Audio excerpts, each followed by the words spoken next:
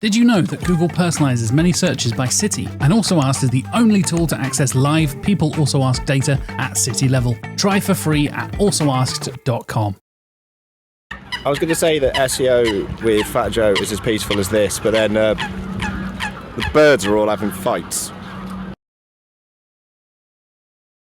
Tired of SEO guesswork? Quadra's AI agent goes deeper to uncover high-impact optimizations and completes hours of SEO in minutes. Get started now.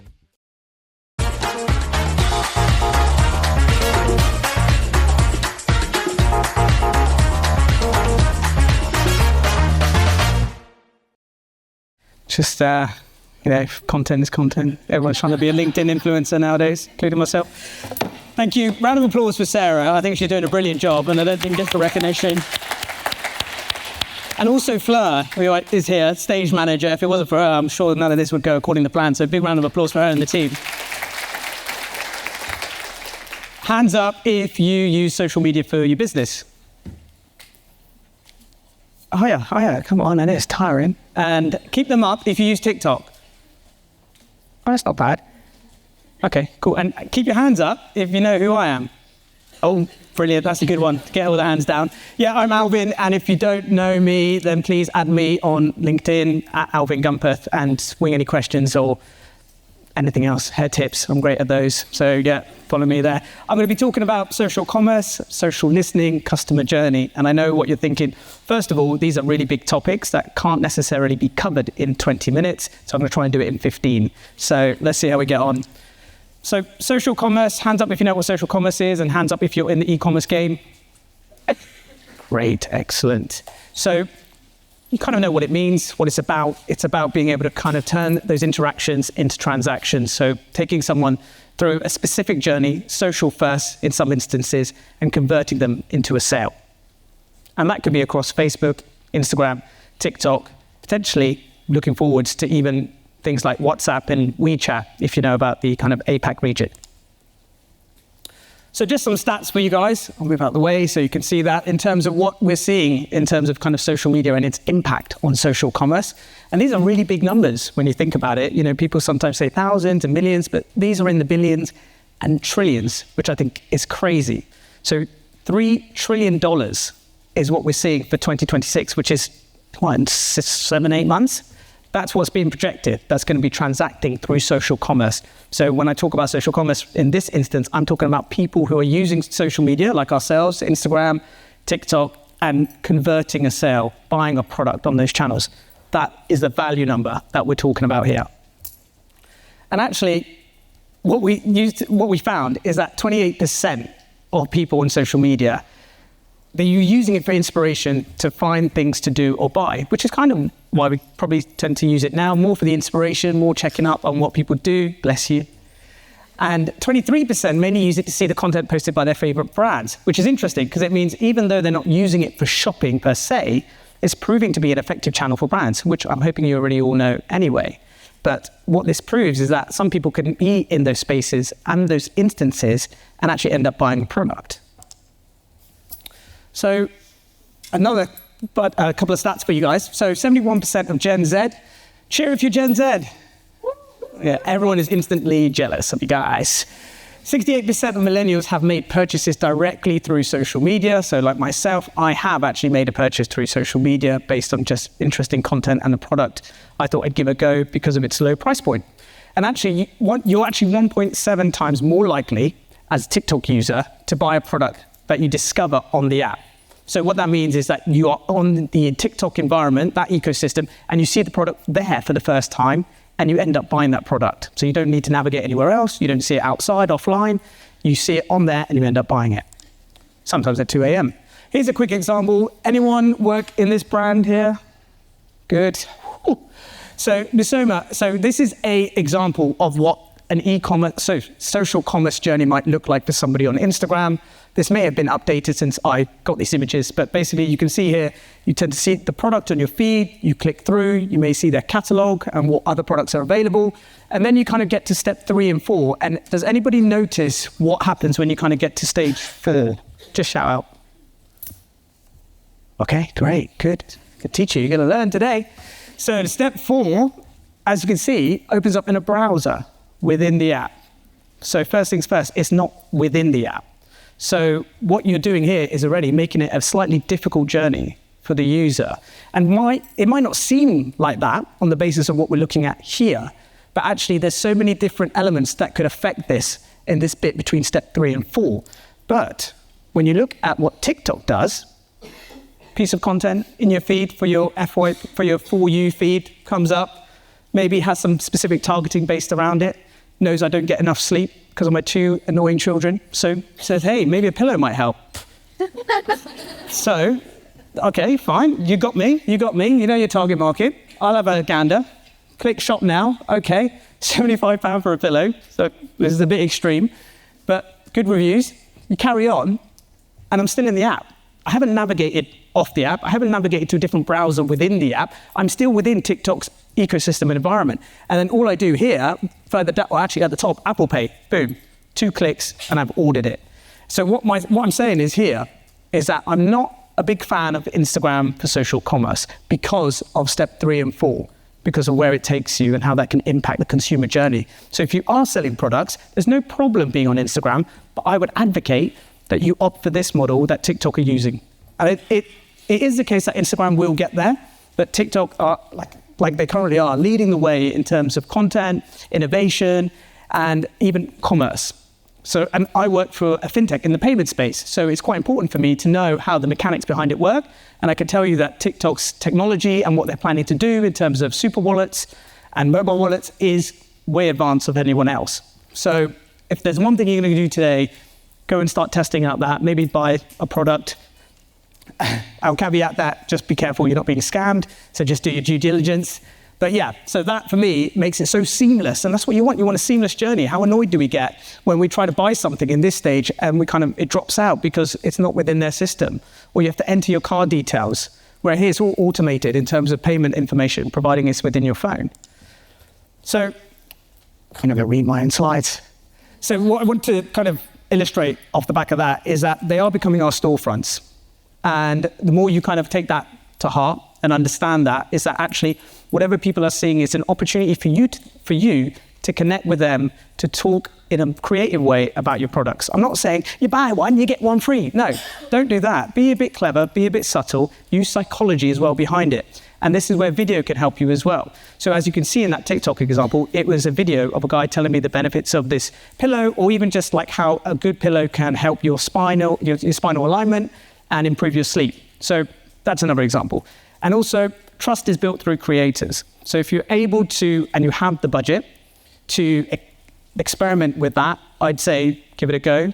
And again, that's where you come up with that psychology piece where you're not technically selling direct, it's that subtle selling that occurs so much that we see on social media. And like I said, frictionless, make it as seamless as possible. Do the test yourselves and see how it fares between the 2 platforms, and even other platforms out there as well. I mean, those are the 2 I've tested, and I prefer TikTok every time. So a few tips on what you can do in terms of how we get better at producing content that helps us achieve what we want to achieve is create shoppable content. So use TikTok's product anchors and things like that. TikTok Live is blowing up at the moment, so you've probably seen that for you guys who use TikTok. Leverage creative partnerships. Optimize mobile first. So obviously a lot of the users, a lot of the example I've just shown you is all mobile based. To be fair, I haven't actually tested it on desktop, so if anyone's got any feedback, please tell me at the end about that, because that'd be great. And test and learn with paid social. So like I said, that pillow example kind of hit a nerve with me personally, psychologically, mentally. So I was bought in just because he was saying the right things, and that video was targeted at me in a certain point in my life where actually I could give it a punt. And actually monitor trends and memes. So it's a great opportunity for you to be able to adapt your product marketing and to kind of find where the viral trends are and what's relevant and what's working. So to sum up for this part, if you like, social media doesn't just influence what we buy. It shapes how we buy, why we buy, and who we trust. So these channels, by the time I finish this, some new update or some developer somewhere has done something to improve their algorithm. So this is already out of date. And that's how quick these platforms are evolving, which means as consumers and as marketers and brands, we also need to move with the change. Don't be resistant to it. You have to grab it and you have to move with it. Otherwise, you're too late and you're too slow. Social listening. So again, a big topic which I'll try and condense. For those of you who don't know, social listening refers to the process of monitoring, analyzing online conversations in the majority of open forums. So Facebook, anything that's public basically, Facebook, X, Reddit, blogs, websites, articles, anything like that, you can potentially get data on. And when you talk to business leaders who aren't sure about it, or not really interested in social media, for example, you can say, well, actually, other business leaders agree that having that insight has a positive impact on improving the competitive positioning for the brand. God, that's a piece in there. And actually, if you're not on Reddit and you're not using Reddit, I'm sorry, when I say you're not on, I don't mean as a brand, I mean just generally using it for your own research to become better informed about what people are talking about, how they're talking about your brand, then you need to be. Because this number speaks for itself. 76% believe that content on that platform is honest, truthful, and higher than other social media platforms. So that is, 3/4 of the people who use it are more likely to use that than the other channels for authentic and more truthful content. So have you thought about that as part of your marketing plan? Is that within your customer journey? So if people go there to review or get advice on your product, will you show up? Are you being spoken about? The answer is no. You maybe need to start looking at that and how you monitor that, what's your plan for it, even a crisis comms perspective. So if you work in PR or you know somebody who is involved in your team with crisis comms, you need to manage that, because if people are slating you on Reddit, you won't know about it. And trust me, they probably will be, because it's a really good community that talk about everything, no holds barred. So make sure you control the conversation instead of being late to the party. So just again, sum up on this, monitor your keywords, your hashtags, you can check your mentions, follow influencers within your industry across the channels, and also set alerts. So, Google Alerts is still a decent thing to use for your brand. So make sure you have that set up. So whenever a new article comes out, you can do that, as well as on Reddit, you can set up notifications, pretty much every channel. And what I will show you quickly is Boolean search for LinkedIn. And this is a great example of how we, as a payments company, want to try and get in touch with someone specific who is our target market, and we don't have a social tool. So if you have a social tool like Brandwatch or Sprout Social, it costs a lot of money. And so this is a good way to kind of get around it, is use this Boolean search. So you can put in your person who you're targeting and what industry, and it will show you the type of people. So then what I can do is I can say, right, we've seen this guy, Kapil. I'm going to go to his profile. Excellent. I've seen something relevant to us, the latest post. I'm going to start engaging with it. All of a sudden, I've been proactive, and our brand is now showing up to somebody who we'd have to pay loads to try and figure out who they are. And I've done that for free in a couple of minutes. Okay? Hands up if you know TikTok Creative Center. Great. So one thing you need to do today, again, I hope everyone's writing this down, is to go and look at TikTok Creative Center. It doesn't matter if you're not on TikTok and if you're not thinking about TikTok. This is shaping our future, your future workforce, your future consumers. So it's in your best interest to use this tool to figure out what's going on. This tool, Creative Center, gives you all the insights into what's working the best on their platform in terms of click-through rate, the budget spend, the most engaging content. So what I've done here as well, I've said, well, I don't care about everyone else. I want to look in the UK. I want to look at IT services in the last 30 days. I want to order it by reach, so I can see what content is working for those specific parameters. A great idea. Now, let's say I'm not on TikTok. That's fine. But at least I can see what's working in that world. Because what was going to happen with these social channels is they're all going to evolve to essentially be the same. And then we'll see sub-communities and subcultures break off within them. But holistically, they're all going to follow the same suit. And then what you can do is delve down into the hashtags. So what is working, what's been talked about, how many posts are being generated in the last 30 days in financial services that's relevant to us, how are the trends faring out, and who are the top creators. So going back to kind of the social commerce aspect, you can then start reaching out to these creators. Again, you can then see how that goes over the last 30 days, the trends, the spikes. Is there something that happened in general politics, public affairs that have impacted that as well? So if you're in that world, it's useful. And then you can even go deeper and see, well, actually, we want to see the age range. Actually, that 35 plus bracket is quite big. It's growing, and it's growing at time over time. So maybe we should pay attention to that, because that is where our market is, and that is what our market's talking about. And this is just an example for health. So another good one is you can then start having a word cloud and see which words are reaching a higher amount of click-through rate as well. So again, a great example for you to then start creating content that is relevant. Don't assume people want to read your stuff. Do the research and data first and think, we know they want to read this stuff. Don't just put it out there and think, we know this is what they want to, how? How do you know? Where's the data? If you're going to go to your C-suite and prove why you've done something, you need the data to back it up. And this data is all free. You know, they might not ask where it's come from, but you say, you've got the data. I got it. Here it is. Look, this works. This is what we need to be doing. Don't make assumptions. And then you can also see your keywords and your hashtags. And again, keep tracking the popularity to help you create better content. Quick anecdote, 5 minutes. What? Quick anecdote. My teen nephew said to me a couple of days ago, oh, I didn't know how to make scrambled eggs. And I think his mum said, okay, so what did you do? Did you Google it? Because no, I put it in TikTok. I was like, what? You put it in what about Google? He's like, what?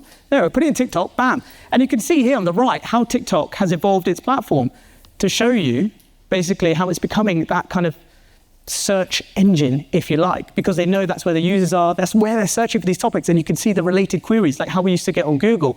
It's like, did you mean this? Did you mean that?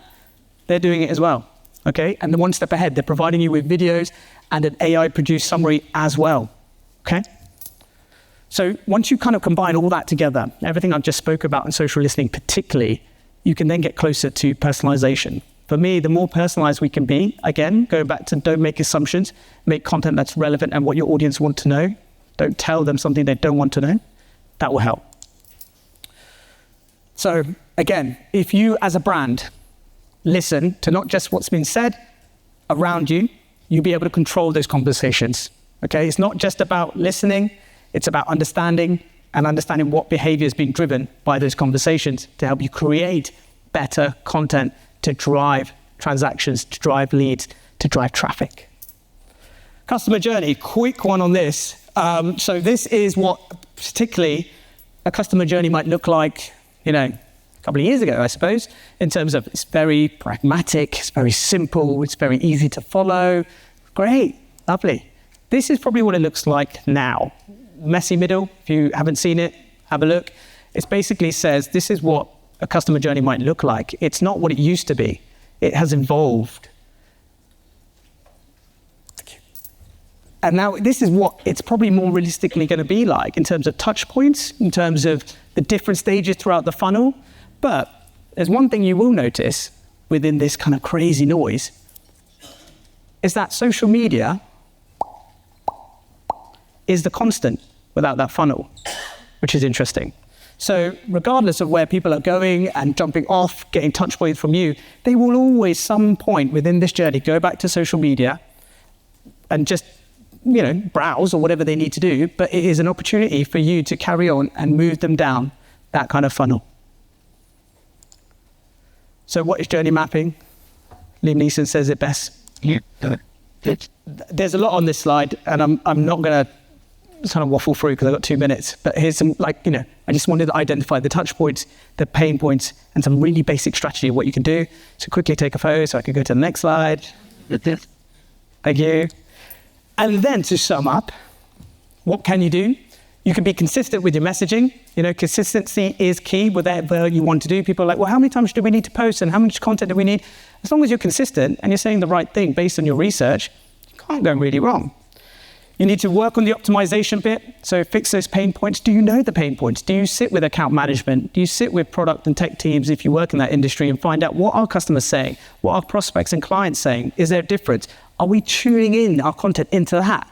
And if not, why not? Why are you not sitting with those teams? Marketing shouldn't be siloed. We are completely a halo nowadays. And so social media. It shouldn't be just on its own. It needs to touch everything. Well, it does. I know that for a fact, and I'm advocating that for what we do is I sit with everyone.